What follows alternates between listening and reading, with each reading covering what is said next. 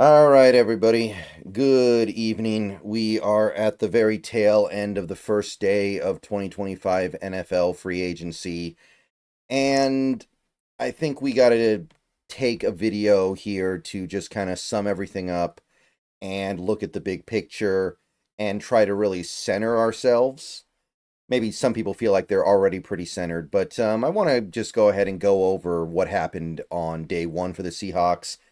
Honestly, only one thing really happened, but that one thing has such big ramifications that it's more than enough on its own. I know we signed Josh Jones like an hour plus ago, but that doesn't really mean anything to me. That's just a swing tackle. It's fine. It's whatever. I don't really have anything to say about that. It's something that the team needed to address one way or the other. They addressed it this way. It's cool, but there's really not anything to say about it. If we're lucky, he won't play a single offensive snap in 2025. So I got nothing there. Of course, we're talking about this. The Seattle Seahawks signing Sam Darnold to a $100.5 million contract for 3 years and making him the quarterback of the now and quite possibly the near future. And reactions to this signing were mixed. In my experience, it's almost split 50-50. I feel like looking at the chat today, we had over 1,000 people in the chat for many portions of today's stream. I think that there was about a 50-50 split. There were a lot of people who liked this signing, and there were a lot of people who didn't like it. And I felt like the fervor was also kind of equal. There were people who loved this signing, and then there were people who despised this signing. So it felt very balanced to me, and I guess that's kind of appropriate, right? I guess that kind of makes sense for this fan base that has a hard time agreeing on much of anything lately. But obviously, I kind of fell on the side of not really liking this that much. I don't think the contract is big enough for me to actually hate it. Like, I do want to say that this contract is pretty good. 3 years, 100.5 million, and we don't know exactly how the contract breaks out, but a lot of people are saying it's basically 2 years, 55 million with a little bit of dead money in 2027, and who cares about dead money in 2027? That's future John Schneider's problem, or future whoever's the Seahawks GM's problem, whatever. That's not our problem. Like who cares about stuff that happens in 2 years? We're focused on the here and the now. At least that should be the approach for this team at this point, because we just signed a quarterback who is, by age, in his prime. Maybe you could argue that a quarterback's prime extends into his early or even mid 30s, but once you get to like 27, you should be pretty much cranking it out as an athlete in most sports. He's going to be 28 when the season starts in a several months here. So Sam Darnold should be kind of whatever it is he's going to be, outside of maybe the late career Darnold that is cerebrally advanced to the point where you can't trick him as a defense anymore. I understand that Sam Darnold might be coming, but by and large, this should be Sam Darnold at or around the peak of his powers. So there are going to be expectations here, and the expectations clearly need to be something pretty substantial. This needs to be a quarterback that the Seahawks are able to win games with, and they're able to make a playoff run with. And here's what I'm going to say about this, because again, I definitely don't hate this, especially after having a chance to look at the contract.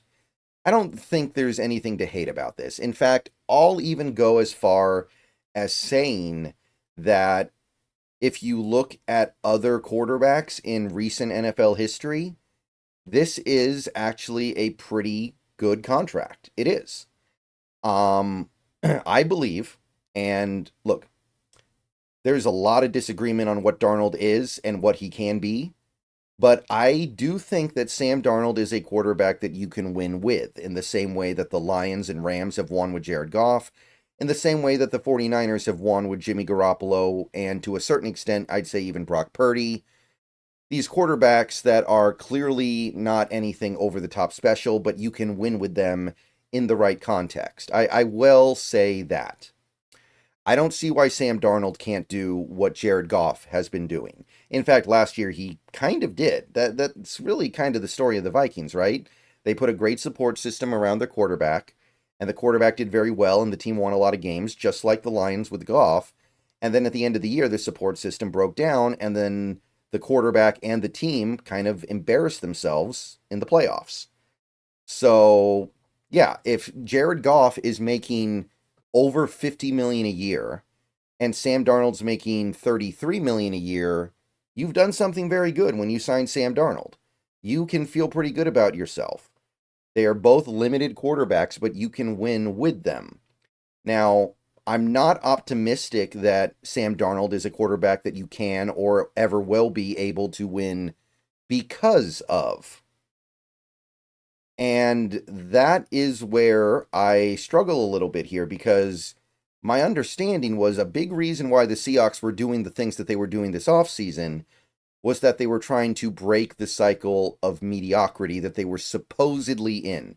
And that in and of itself is debatable, but the idea is that they want to do something to allow themselves to break out of this cycle of winning anywhere from 9 to 10 games over and over and over again, never being terrible, but never being great. I really have to question any kind of belief that Sam Darnold is the quarterback that is meant to snap you out of that cycle of mediocrity. He's a quarterback that is absolutely capable of continuing that cycle of mediocrity if you don't give him the really good supporting structure. And real quick here, I know that there's this narrative going around that Sam Darnold's offensive line in Minnesota last year was actually terrible, and he still excelled behind it. I know there's this one aggregate that ranked the Vikings pass protection at about 30th, and the Seahawks were 32nd, by the way, so we were still worse. I looked it up. That aggregate, that score system is the only one I've seen anywhere that has the Vikings ranked there. I looked at a bunch of others. They all had the Vikings ranked either good, above average, or average. And those same ranking systems had the Seahawks pass protection ranked at bad or terrible. So that is, to me, a little bit of an anomaly. And as near as I can tell, that one that had the Vikings ranked 30th was looking at everything. If I'm right about that, and I'm not sure if I am, it seems like it was looking at everything, basically saying that all pressures, all sacks, anything that happens on a passing play is created equal. Doesn't matter if it's the fault of the offensive lineman, doesn't matter if it's the fault of the quarterback. It's taking all those things in and spitting out one evaluation. So I think that you need to be a little bit more granular if you're trying to evaluate an offensive line independent of the quarterback play. And that's what you should be doing here, right? Because Sam Darnold is notorious for holding onto the ball too long when he plays quarterback. So, of course, any offensive line that is trying to protect Sam Darnold is going to look worse than they are if you only evaluate them by how often the quarterback is under duress. So, just to speak on that for a minute, because that's something I've been seeing a lot lately, and I don't think that's something we need to be putting a lot of eggs in the basket of. And that kind of goes to my issue with this contract, right? Because I just said it, right? Sam Darnold is a quarterback you can win with. I don't believe that he is or will ever be a quarterback you can win because of in the way that some quarterbacks in this league can. There are a few quarterbacks out there that you can win games because of. I think the big ones everybody knows about, the Josh Allens, the Joe Burrows. Those guys are at the top of the world. You've got, Patrick Mahomes with the 3 Super Bowls. You've got Lamar Jackson with 2 MVP awards. Those are quarterbacks that you, by and large, win because of.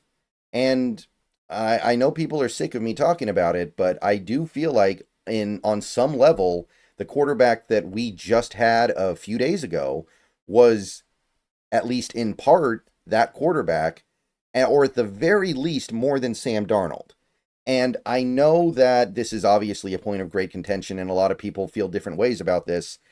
There's some narrative here that what we have in Sam Darnold is a cheaper, younger Geno Smith.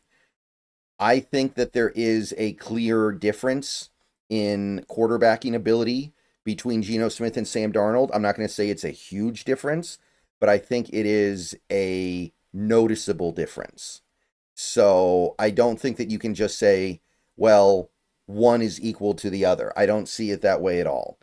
I think there's a lot of stuff that indicates that when it comes to isolating just the ability to play the quarterback position, Darnold is closer to average than he is to elite.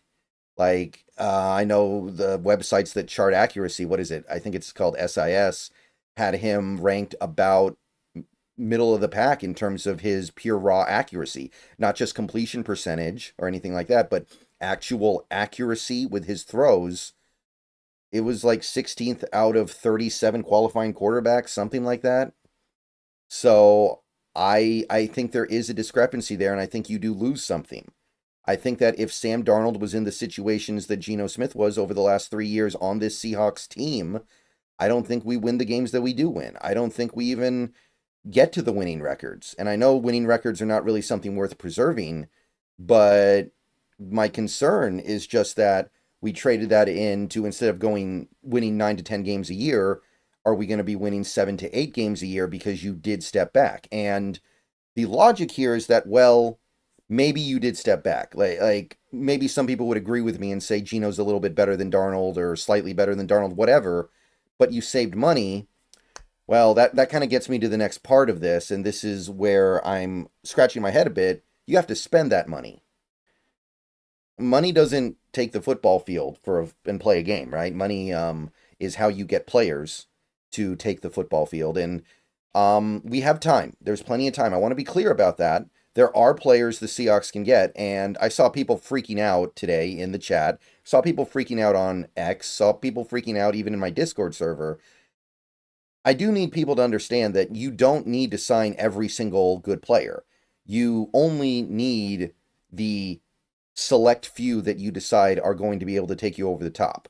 So, no, I'm not sitting here throwing all my valuables and goods onto a big panic button because we didn't do anything else today other than sign a backup swing tackle.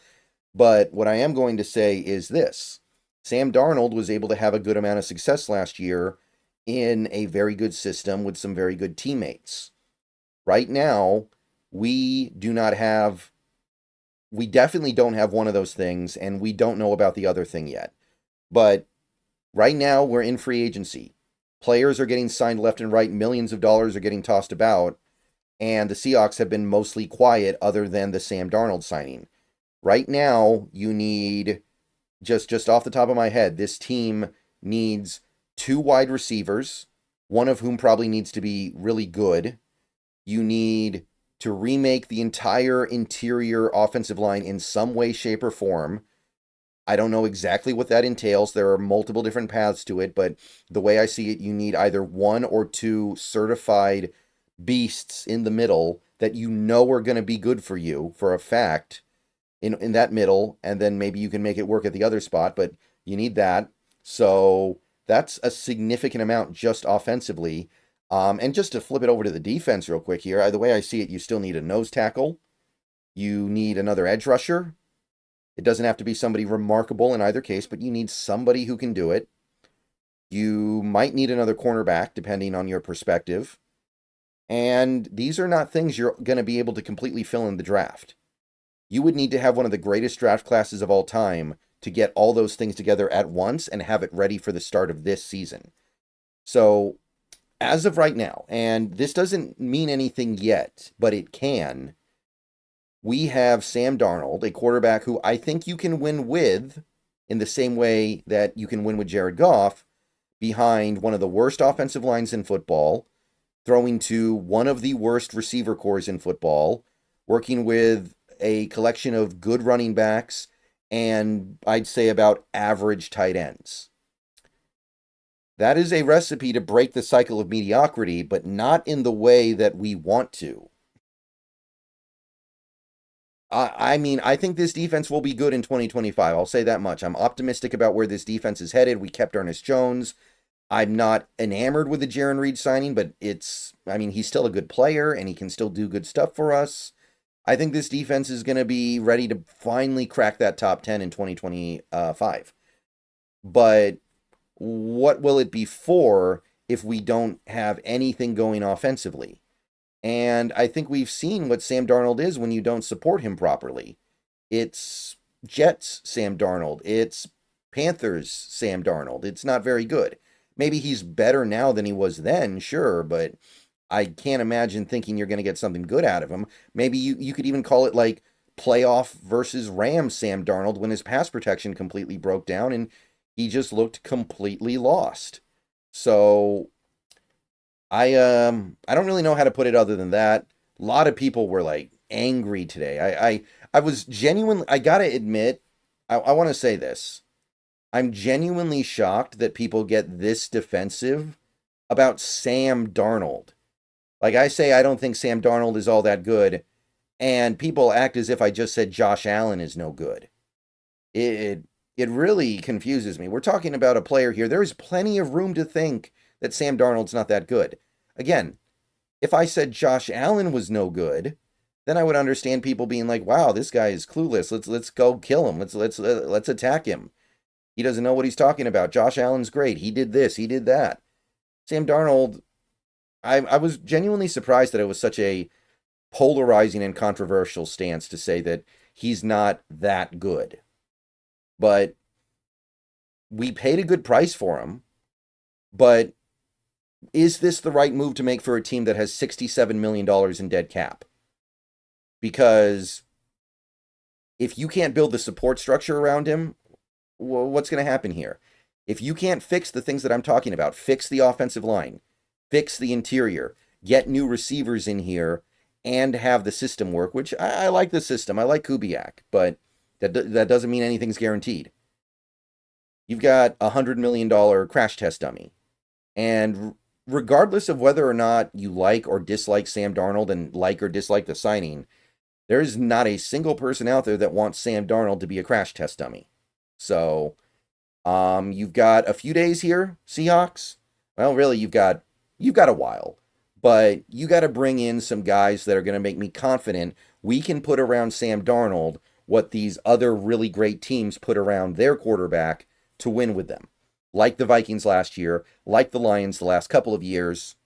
So, get it done. See you guys later. Go Hawks.